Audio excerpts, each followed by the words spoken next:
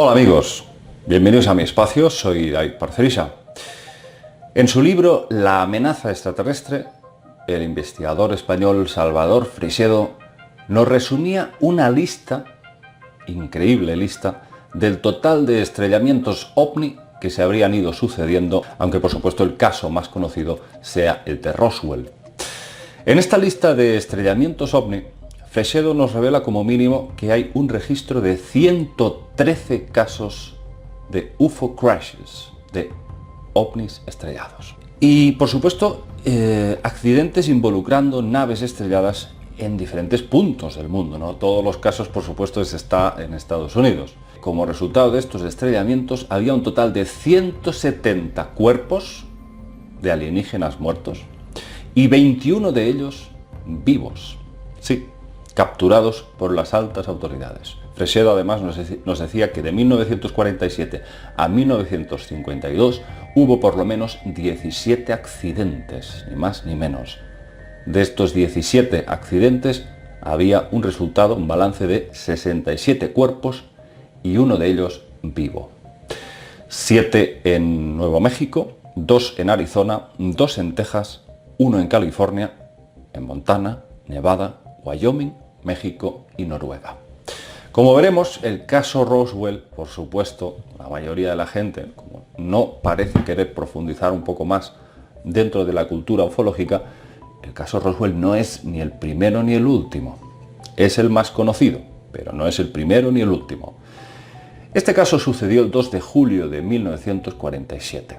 La mayor parte del personal militar no estaba disponible en la base por la celebración de la independencia del 4 de julio.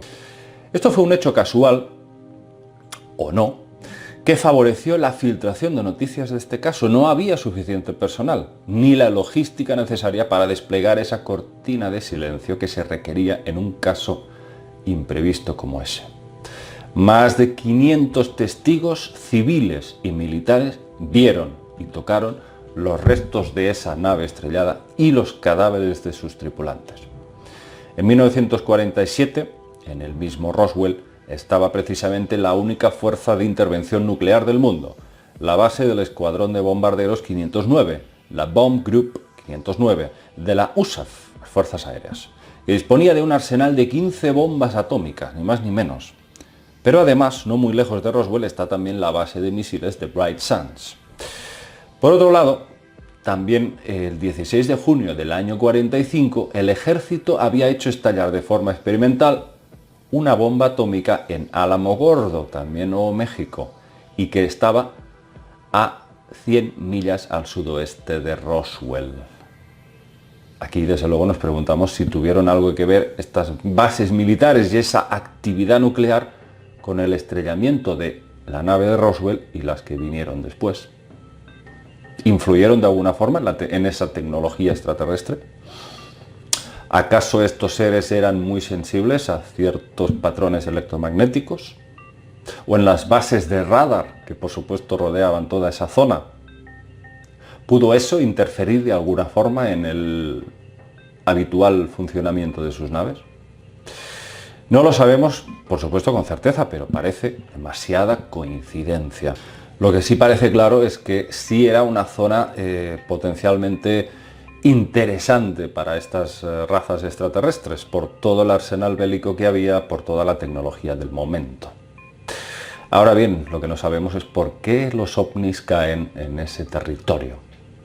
Eso no lo sabemos. Hace tiempo que entre los ufólogos, por supuesto, han emergido diversas teorías. Que si había fabricado la cúpula militar un arma secreta para abatir esos ovnis, o acaso, como dijimos antes, los potentes radares de la zona pudieron afectar al funcionamiento de esa tecnología. En el caso de Roswell, muchos se preguntan si es que acaso fue abatido por un rayo en esa noche de tormenta que hubo. Todos los testigos, por supuesto, del caso Roswell fueron amenazados de muerte, familias enteras amenazadas por el ejército. Se crearon comisiones de investigación, logística para transportar los restos fragmentados de esa nave, la de Roswell estoy hablando, y probablemente casi todo ese material por todas las fuentes fue llevado a la base de Fort Worth, en Texas, Fueron varios los cadáveres encontrados de sus tripulantes, seres de 1,20 m, grandes cabezas, que fueron puestos en manos de una gran autoridad en neuropatología forense, el doctor Devlet Bronk. Él fue quien supuestamente realizó las autopsias de estas entidades. Y también las de Aztec, luego hablaremos de ese caso. Pero fue otro científico, el doctor Vannevar Bush, miembro del MJ-12, quien bautizó a estos pequeños seres con el término de IBIS, entidades biológicas extraterrestres. Lo que muchos desconocen es que uno de estos seres parece ser que lo capturaron vivo, y de eso hay una muy poca información. Ahí se ha podido filtrar buena parte de este caso Roswell, pero no de otros casos, como veremos. Ese es un dato muy arriesgado y que se ha intentado, por supuesto, silenciar en todos los casos de estrellamientos. Pero sí que se ha podido filtrar que en Roswell hubo uno de vivo, que lo estuvieron alimentando como pudieron y, por supuesto, lo estuvieron interrogando noche y día, así durante años. Varias fuentes sitúan que el lugar donde estaba retenido era en Fort Worth, en Texas. Otras fuentes dicen que estaba en el mismo Roswell. Lo que sí se desprende es un dato muy curioso, que ese IBI tenía una tendencia a la mentira muy acentuada. Vamos, que mentía como un bellaco. Y fijaos que además respondía aquello que querían escuchar los militares. Y fijaos que el tipo de respuestas que les daba a ese ser a los militares era siempre basado en lo que él pensaba que querían escuchar. Les decía solamente lo que creía que querían escuchar. Y ante ciertas preguntas delicadas, ese ser se callaba. No decía nada. Era listo el bichito. Luego ocurrió algo curioso. Durante su segundo año de cautiverio, ese IBI empezó a abrirse, a revelar datos, que por supuesto fueron compilados y archivados bajo la losa del más estricto top secret. Pero parece que les vendió a los militares una historia bastante ingenua de victimismo, de ofrecer una imagen de bondad que por supuesto no se correspondía con los hechos. ¿Sabéis por qué? Pues porque dentro de la nave de Roswell encontraron los restos de seres humanos, sí, miembros de personas, brazos, piernas, vísceras, de seres humanos desperdigados por todas partes. ¿Qué es lo que habían hecho esos seres? ¿Utilizaban humanos como ganado? ¿Hacían lo mismo que con el fenómeno de la mutilación de ganado? Que por cierto, una de las máximas autoridades ha sido la periodista norteamericana Linda Howe, que ha recopilado estos casos. Miles de reses de ganado a las que se les ha extraído ojos, boca y órganos sexuales. Parece que estos seres hacían lo mismo con los humanos que secuestraban. Y lo más alarmante es que no solo encontraron restos humanos en la nave de Roswell, también en casi todos los ovnis estrellados que vinieron luego. Este IBI que tenían vivo en Roswell parece que a finales de 1951 empezó a enfermar. Sea por la dieta o por las condiciones ambientales de permanecer tanto tiempo en la Tierra, empezó a enfermar. El personal médico no tenía ni idea cómo funcionaba el cuerpo de esta criatura y no sabían cómo tratarla. Debido a la extraña biología del ser, llamaron incluso a botánicos y entomólogos, pero nada se pudo hacer. Y fallecería supuestamente hacia el 2 de junio de 1952. Pero sabemos más cosas sobre la biología y la anatomía de estos seres. Uno de los más importantes investigadores especializados en casos de UFO crashes, de ovnis estrellados, fue Leonard Stringfield, que había dirigido como comercial una empresa química. Desde el año 78, Stringfield se había entrevistado con muchos militares para descubrir la anatomía de estos seres. Todos los datos le indicaban que la base más utilizada como centro de almacenamiento de estas criaturas fue la base aérea de Wright-Patterson, en Ohio, en el tercer piso de un edificio llamado Hangar 18. Según dijo Stringfield, estos seres tienen una piel lisa y elástica, parecida a la de los reptiles.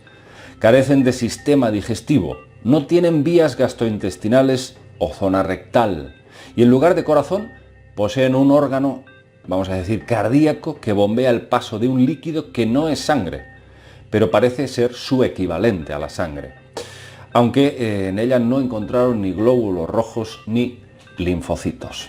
No tienen orejas ni pabellones auditivos.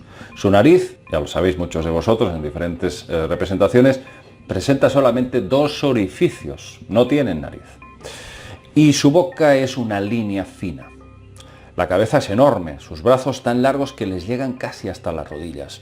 No tienen cabello ni vello corporal. Y lo más interesante, dice que son asexuados, carecen de órganos sexuales y de genitales externos. No tienen tampoco ni ombligo, lo que refuerza, por supuesto, las dos teorías más vigentes. O se reproducen por vía ovípara o son creados por proceso de clonación, que eso es lo que más o menos hay unanimidad entre todos los investigadores del mundo, en vista de todos los casos que hemos podido estudiar. Podríamos, por supuesto, decir que todos son idénticos, como gemelos, como clones, misma altura, mismas características. También, por supuesto, antes de despedirme, no podía dejar el tema sin hablaros del caso de Aztec, también en Nuevo México, donde se estrellaría otra nave el 14 de febrero de 1948, sí, al año siguiente del de Roswell.